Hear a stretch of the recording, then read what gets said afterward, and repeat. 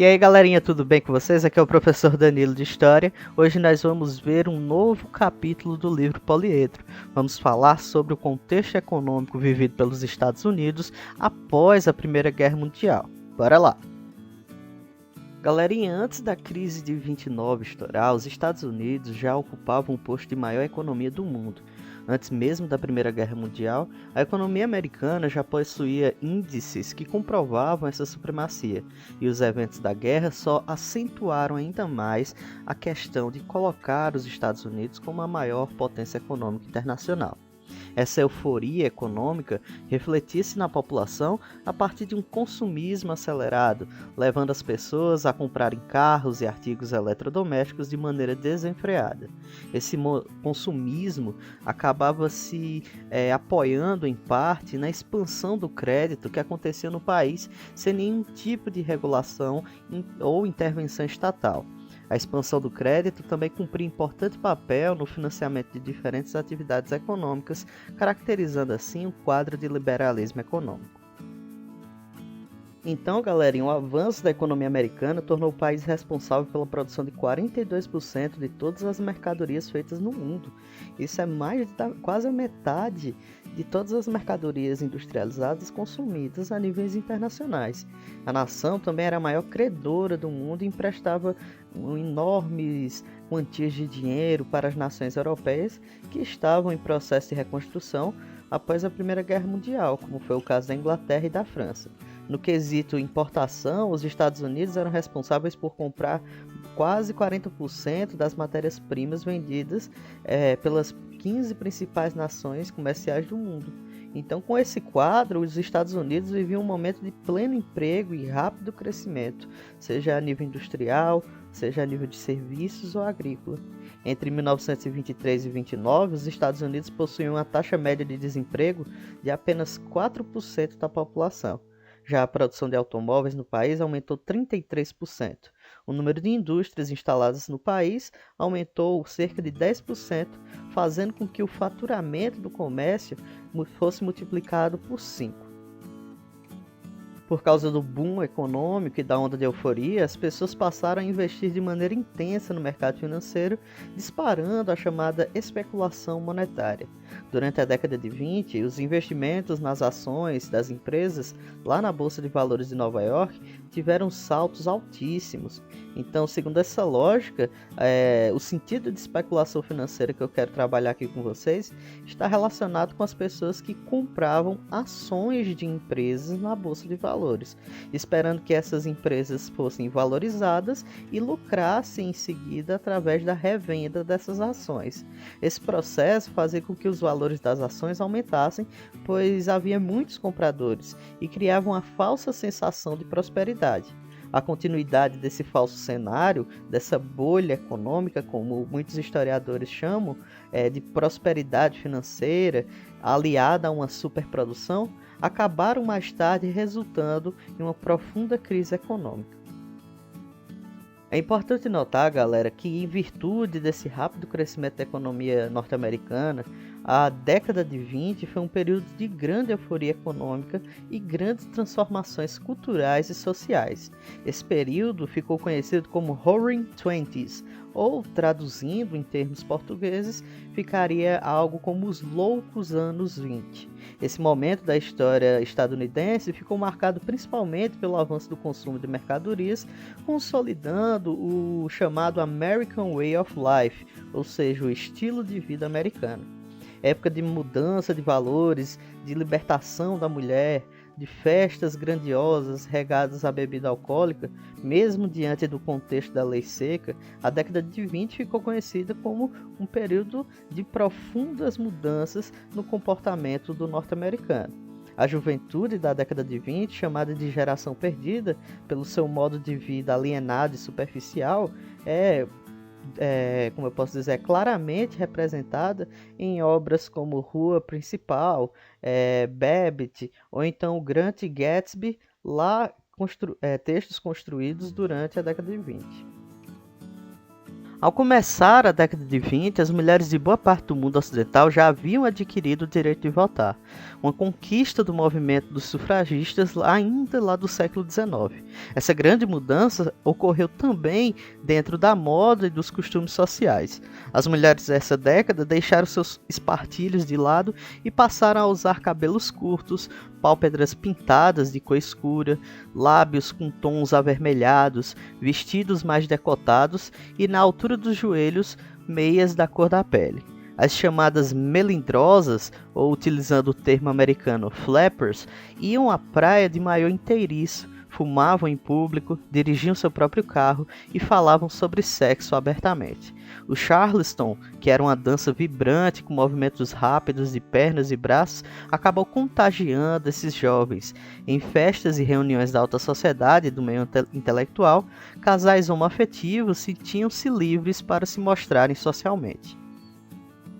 Nesse sentido, possuir um carro como visão de independência e a libertação feminina foram os símbolos dos anos 20. Sensor de praia medindo maiô era algo normal, então festas no Hotel Ritz, mulheres utilizando calça comprida, que era comum apenas entre homens, blusas sem abotoamento. Criou-se assim um período de uma moda despojada e de muito mais flexibilidade nos costumes. Outra coisa que vai ser destacada nesse período vai ser o cinema e o jazz, ambos que marcaram e influenciaram bastante a cultura dos Estados Unidos, inclusive a cultura exportada por esse país. O jazz, em especial, marcado pela improvisação musical, executada no saxofone e no trompete, atraiu um enorme público para os clubes noturnos do Harlem, bairro de Nova York de população essencialmente afro-americana. Ali se apresentavam bandas de jazz que projetaram vários artistas da época, como Louis Armstrong, Duke Ellington, Billie Holiday e Ella Fitzgerald.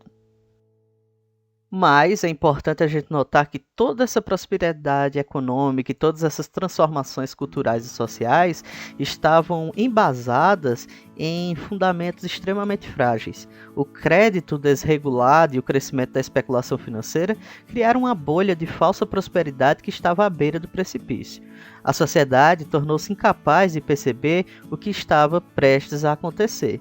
Na prática, muitas vezes acontece booms de mercados livres, que com os salários ficando cada vez para trás, os lucros acabavam crescendo desproporcionalmente, fazendo com que a prosperidade criasse esse ar de artificialidade.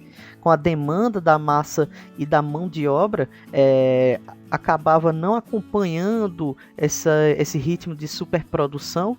O resultado foi, de fato, essa superprodução e a especulação em vários setores da economia.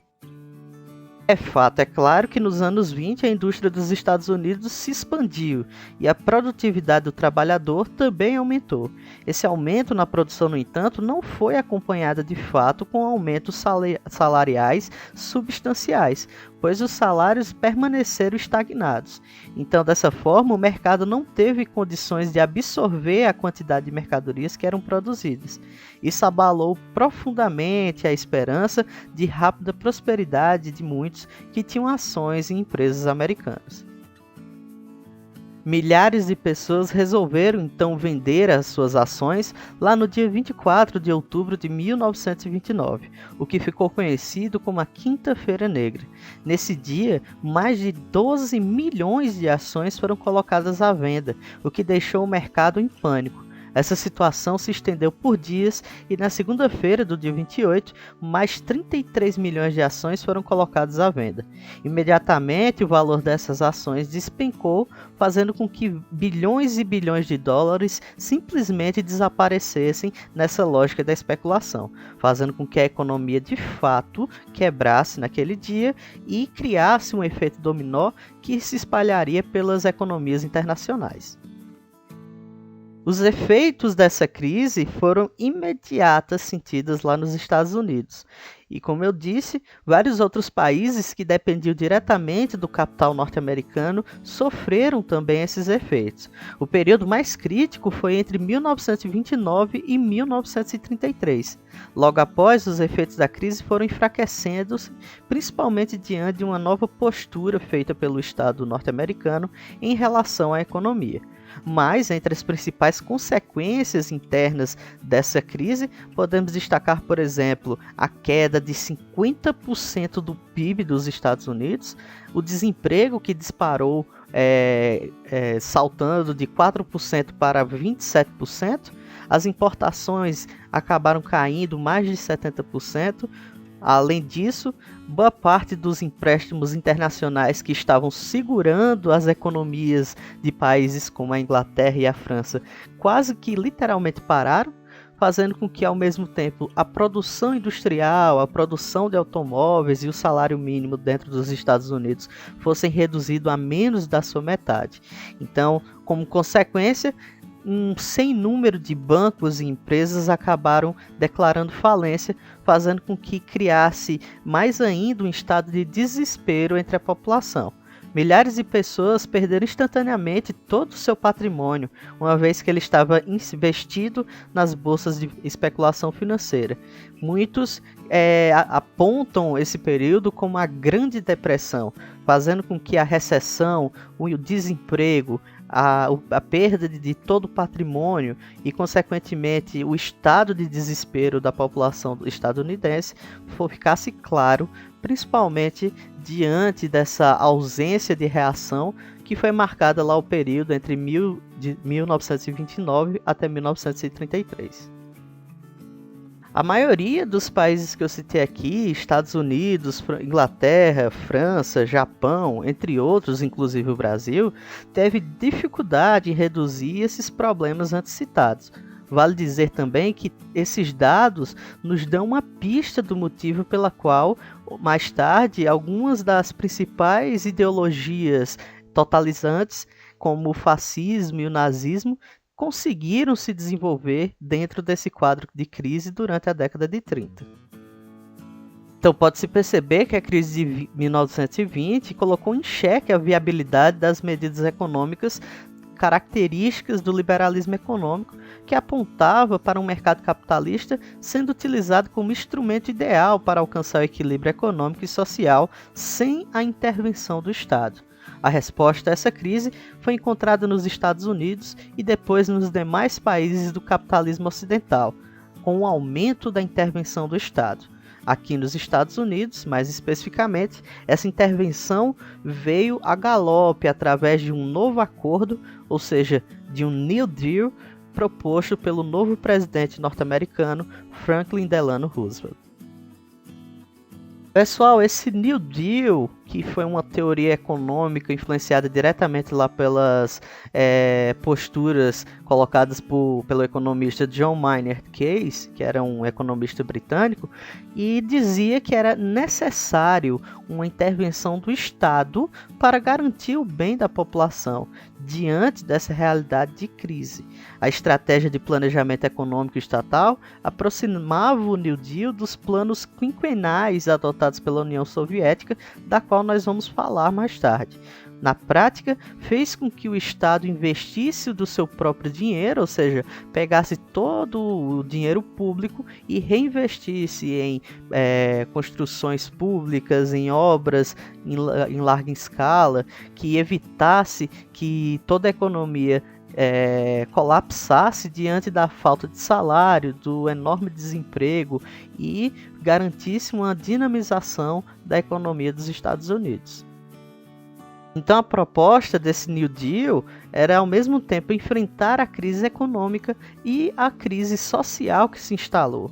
Roosevelt ele vai fazer com que o New Deal buscasse combater a desvalorização do dólar, para garantir que essas exportações se tornassem mais competitivas, garantiu que vários bancos recebessem empréstimos para que não quebrassem e levassem consigo o sistema financeiro, garantiu também o direito à organização sindical, estimulou a produção agrícola dentro do país e garantiu a construção de uma quantidade enorme de obras públicas, como hidroelétricas, parques, praças, escolas, metrôs, fazendo que ao mesmo tempo a estrutura urbana garantisse uma melhor qualidade de vida para esses trabalhadores e também aumentasse o número de empregos disponíveis para a população desempregada.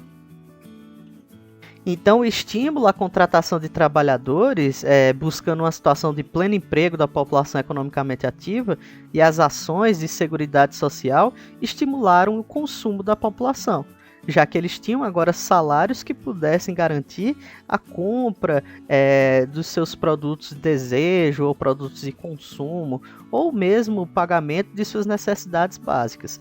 Essa perspectiva de atuação econômica via o capitalismo como um modo de produção integrado, no qual o aumento do consumo, principalmente dos trabalhadores, acabaria estimulando o desenvolvimento em cadeia dos outros setores econômicos, garantindo assim uma retomada diante da crise econômica. Demorou quase uma década, mas essas medidas, galera, do New Deal conseguiram alcançar êxito, revigorando novamente o capitalismo norte-americano, ao ponto de vários historiadores afirmarem que lá já na década de 30 para a década de 40, os Estados Unidos já conseguiam novamente se aproximar aos patamares econômicos antes da crise de 29. O New Deal influenciou profundamente as posturas políticas e econômicas dentro da Europa Ocidental, que mais tarde garantiriam o desenvolvimento do das chamadas políticas de bem-estar social, que permitiam ao mesmo tempo agregar um crescimento econômico com um bem viver, com a possibilidade de boas condições de vida para a população a nível social. Então é isso, pessoal, espero que tenham gostado da videoaula de hoje. Qualquer dúvida, deixa aí nos comentários, volta aí alguns minutos do vídeo para não ficarem com essa dúvida na hora da atividade. É isso mesmo, eu quero que vocês façam em casa as atividades nas páginas 175 a 178, tá certo? Na próxima semana nós vamos estar corrigindo ela com vocês. Um grande abraço a todos, gostaria de lembrar que estamos morrendo de saudades de vocês e que não deixem de persistir aí nesse esforço que está sendo continuar com os estudos em casa, tá certo? Um grande abraço e até mais.